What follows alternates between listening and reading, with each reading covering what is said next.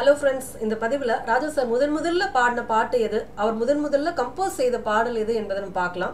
எல்லாரும் என்ன நினைச்சிட்டு இருக்கோம், ராஜா சார் முதல்ல பாடினது அந்த 16 வயது நிலை டைட்டில் சாங் சோளம் விதைக்கையிலேன்னு வரும்ல அந்த சாங் நினைச்சிட்டு இருக்கோம். சோளம் விதைக்கையிலே சொல்லிப்பட்டு போன புள்ளே. ஆனா உண்மையிலேயே அதுக்கு முன்னாலேயே அன்னக்கிளியில அவர் ஒரு பாட்டை பாடி இருக்கிறாராம். அது என்ன என்பதை நம்ம பார்க்கலாம். அது மட்டும் இல்ல, ராஜா சார் வந்து முதல்ல கம்போஸ் பண்ணதெல்லாம் அந்த அன்னக்கிளி சாங்ஸ்ன்னு எல்லாரும் நினைச்சிட்டு இருக்கோம். ஆனா அதுக்கு முன்னாலேயே டீனேஜா இருக்கும் பொழுதே பாவலர் வரதராஜனோட அவர் கிட்டத்தட்ட 20,000 மேடைகள்ல பார்த்திருக்காரு. நிறைய சாங்ஸ் எல்லாம் கம்போஸ் பண்ணிருக்காரு.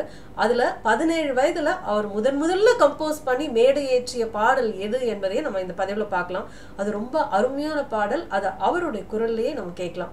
அதுக்கு முன்னால இந்த சேனலை சப்ஸ்கிரைப் பண்ணிட்டு கண்டினியூ பண்ணுங்க. அப்பதான் இது போன்ற சுவாரஸ்ய தகவல்களை நான் அப்பப்போ உங்களிடம் வந்து சேர்க்க முடியும். தீபா ரிஃப்ளெக்ஸ்ல இணைச்சிட்டீங்களா? ஓகே. இப்போ ராஜா சார் முதல்ல திரைப்படத்துல பாடின பாடல் முதல் நீங்க பாடின பாட்டு, திரையுலகளுக்கு வந்து நீங்க பாடின ஃபர்ஸ்ட் பாட்டு, அந்த அனுபவம் எப்படி இருந்தது? அதுல இருந்து ரெண்டு வரி எங்களுக்காக ப்ளீஸ் சார். அன்னக்கிளி படத்திலேயே நான் முத பாடிட்டேன். உங்களுக்கெல்லாம் தெரியாது. அது பேக்ரவுண்ட் மியூசிக்கில் வந்து யாரோ பாடிட்டு இருக்க மாதிரி சுஜாதாவும் சிவகுமாரும் வந்து ஒரு சின்ன ஓடையில் இரவு நேரத்தில் பேசி கொண்டிருக்கும் பொழுது தூரத்தில் யாரோ பாடுற மாதிரி சோளம் விதைக்கையிலே கண்ணு சொல்லிப்புட்டு போன புள்ளே சோளம் விளைஞ்சிருச்சு தன்னானே முத எழுதின பாட்டையும் கேட்டுரு. இதயம் ஒரு அதில் உதயம் ஒரு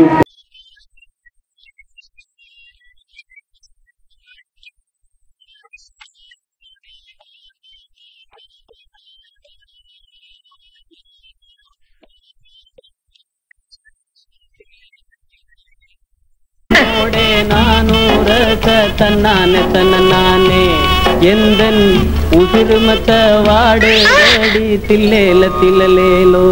ராஜா சாருடைய குரல்ல ஒரு அம்மாவை தொலைத்த குழந்தையின் அழுக்குரல் ஒளிஞ்சிருக்கும். கவனிச்சிருக்கீங்களா? அவருடைய டியூன் ஆகட்டும், குரல் ஆகட்டும், எல்லாத்துலயும் சந்தோஷமான பாடலா இருந்தாலும் கூட அதுல ஒரு சோகம் எஞ்சி நிக்கிறத நம்ம எப்பொழுதுமே பார்த்திருக்கோம். அதுதான் நம்மளுக்கு அந்த சோல் ஸ்டரிங் எஃபெக்டை கொடுக்கக்கூடியது. சுகராகம் சோகம் தானே. அவர் முதல்ல கம்போஸ் பண்ண ஒரு பாட்டும் ஒரு சோக பாட்டு தான். அது என்னன்னா, அவர் டீனேஜ்ல பாவலர் வரதராஜனோட நிறைய கம்யூனிஸ்ட் பார்ட்டி மீட்டிங்கெல்லாம் போயிட்டு இருந்தாரு. அப்போ திருத்துறைப்பூண்டி மன்னார்குடி அந்த ஏரியால 1960s வாக்குல அவர் டிராவல் பண்ணி போயிட்டு இருக்கும் பொழுது நேரு அவர்கள் மறைந்த செய்தி வந்தது. மீட்டிங்ஸ் எல்லாம் கேன்சல் பண்ணி அவங்க திரும்பி போயிட்டு இருக்காங்க. அந்த சமயங்கள்ல தினத்தந்தியில ஒரு கவிதை வெளியாகி இருந்தது. அந்த கவிதையை எழுதினது கவியரசர் கண்ணதாசன். அந்த கவிதையால் ரொம்ப ஈர்க்கப்பட்டு ராஜா சார் அந்த கவிதைக்கு இசையமைச்சா எப்படி இருக்கும் அப்படின்னு நினைச்சு அவரே அதுக்கு இசையமைத்தார். நேருடைய மறைவுக்கு வருந்தும் அந்த அற்புதமான கவிதை. நான் இசையமைத்த முதல் பாடல் என்று சொல்லக்கூடியது கவிஞர் கண்ணதாசன் அவர்கள் நேரு மறைந்த பொழுது அவருக்கு அஞ்சலி செலுத்தும் வகையிலே ஒரு பாடல் தினத்தந்தியில் வெளியாயிருந்தது.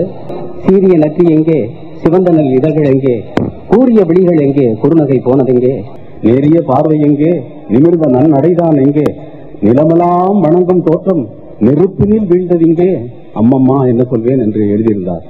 இந்த அழகான கவிதைக்கு ராஜா சார் இசையமைத்தது ஒரு அற்புதமான சோக பாடலா உருவெடுத்தது. அதை எல்லாரும் பாராட்டினாங்க. அடுத்து வரக்கூடிய மீட்டிங்ஸ் எல்லாம் நேரு அவர்களுடைய மறைவுக்கு அஞ்சலி செலுத்தும் மீட்டிங்ஸாகவே அமைந்தது. அதனால 17 வயது இருக்கும் அப்ப ராஜா சாருக்கு. அவரையே மேடை ஏற்றி அவர் இசையமைத்து இந்த பாடலை அவர் பாட வச்சாங்க. அதுதான் அவர் முதலில் இசையமைத்து பாடின பாடல். அதற்கு அந்த 17 வயது சிறுவன் சீரிய நெற்றி எங்கே, சிவந்தனல் இதழ்கள் எங்கே, நேரிய பார் கூறிய விழிகள் எங்கே, குறுநகைதான் போனதெங்கே, நேரிய பார்வை எங்கே, நிமிர்ந்த நன்னடைதான் எங்கே, நிலமெல்லாம் வணங்கும் தோற்றம் நெருப்பினில் வீழ்ந்ததிங்கே, அம்மம்மா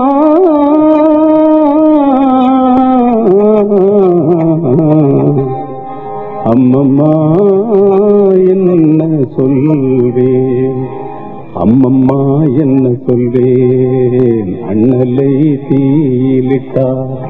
அம்மம்மா என்ன சொல்வேன், அண்ணல் ஒரு டக்கா மட்டும் வாசிக்கிட்டான் டேப் நடந்தது.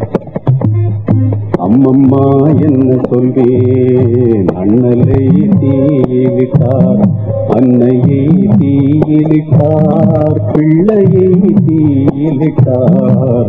அம்மம்மா என்ன சொல்வேன், அண்ணலை தீயிலிட்டார். தீயவை நினையா நெஞ்சை தீயிலே கருக விட்டார், தீய சொல் சொல்லாவாயே தீயிலே கருக விட்டார். அம்மம்மா என்ன சொல்வேன், அண்ணலை தீயிலிட்டார். சாவே உனக்கொரு நாள் சாவு வந்து சேராதோ, சஞ்சலமே நீயும் ஒரு சஞ்சலத்தை காணாயோ. தீயே உனக்கொரு நாள் தீ மூட்டி பாரோமோ, யாரிடத்து போயுரைப்போம், யார் மொழியில் அமைதி கொள்வோம். யாரிடத்து போயுரைப்போம், யார் மொழியில் அமைதி கொள்வோம். அம்மம்மா என்ன சொல்வேன், அண்ணலை தீவிட்டார். இதுதான் நான் முதலாக மேடையில் இசையமைப்பு பாடிய பாடல். 17 வயசுல தினத்தந்தியில படிச்சு இப்படி நெற்று பண்ணி பாடுறீங்களே, இவ்வளவு வருஷம் ஞாபக சக்தி இந்த லிரிக்ஸ் இருந்திருக்கு அப்படின்னா எவ்வளவு பாதிச்சிருக்கும் அந்த பாடல்? அது என்னுடைய ஞாபக சக்தியின் பெருமை அல்ல, தயவு செய்து நீங்கள் எல்லாம் என் மனதில் வைத்துக் கொள்ள வேண்டும். ஒரு பாடல் ஒருவன் நினைவுபடுத்துகின்ற அளவிலே, அவனுக்கு நினைவு இருக்கின்ற அளவிலே அந்த பாடலுடைய அமைப்பு என்னுடைய நெஞ்சிலே குடிகொண்டதே தவிர என்னுடைய ஞாபக சக்தியின் திறமையால நான் பழசெல்லாம் மறந்துட்டேன், ரொம்ப விஷயங்களை மறந்துட்டேன். ஞாபக சக்தி என்பது என்ன? உங்களை நினைக்க வைக்க வேண்டும், அந்த பாடல் நினைக்க வைக்க வேண்டும். அவையாருடைய பாடல் நினைவு இருக்கிறால், சாதி இரண்டொழிய வேறில்லை சாற்றுங்கால் நீதி வழுவா நெறிமுறையின் நேதினியில் இட்டார் வெறியோர் இடாதார் இழிகுலத்தோர் என்று சொன்னாலே அது அவள் பாடலின் பெருமை நம்ம நெஞ்சிலே வந்து குடிகொண்டது. ஞாபக சக்தி எல்லாம் உங்க ஞாபக சக்தி எல்லாம் எந்த ஒரு எதுக்கு உபயோகப்படும்? இந்த பதிவை இன்னைக்கு ஷேர் பண்றதுலயும் ஒரு அர்த்தம் இருக்குங்க. மே 27 நேருடைய மறைவு நாள், அவருடைய நினைவு தினம் மே 27. இந்த பதிவை ராஜா சார் ரசிகர்களுக்கு ஷேர் பண்ணுங்க. தொடர்ந்து ராஜா சாரோட பயணிக்க இந்த சேனலை சப்ஸ்கிரைப் பண்ணி கூடவே பெல் பட்டனையும் ஆல் பட்டனையும் அழுத்தி வச்சிடுங்க. அடுத்த பதிவில் உங்களை சந்திக்கும் வரை உங்களிடமிருந்து விடைபெறுவது தீபா. நன்றி, வணக்கம்.